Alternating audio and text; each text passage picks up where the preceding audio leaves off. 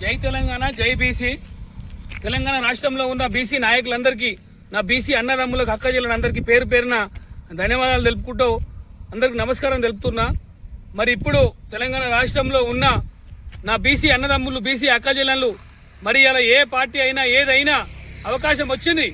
మరి ఆ అవకాశాన్ని ప్రతి ఒక్కరము వినియోగించుకోవాలి.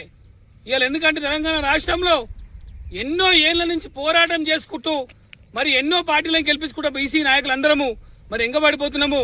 మరి ఎంతో మందికి ఎన్ని అవకాశాలు వచ్చినా అవకాశాలు రాణిస్తలేరు. కాబట్టి మనం అందరం ఇప్పుడు అవకాశం వచ్చింది, బీసీ వివాదం వచ్చింది.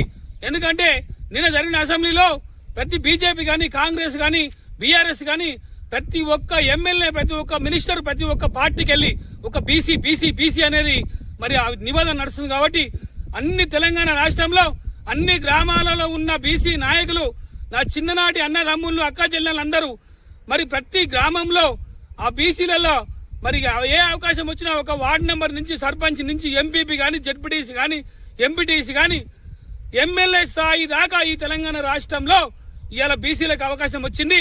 నా అన్నదమ్ములారా, నా అక్క చెల్లెలన్నా, అన్ని కులాల బీసీ కులాల నాయకులారా, మీరు ఎక్కడున్నా, మీరు ఏ పని చేసినా, వ్యవసాయం చేసే రైతు కావచ్చు, కూలి పని చేసే వాళ్ళు కావచ్చు, సండ్రింగ్ పని చేసే వాళ్ళు కావచ్చు, బట్టలు సాగలన్నా, తాడెక్కే గౌన్లన్నా, కుండ చేసే కుమ్మరన్నా, మరి అలా గొల్లరాగాసే కుర్మన్న, గొల్ల కుర్మ అన్న, ప్రతి ఒక్కరు బీసీ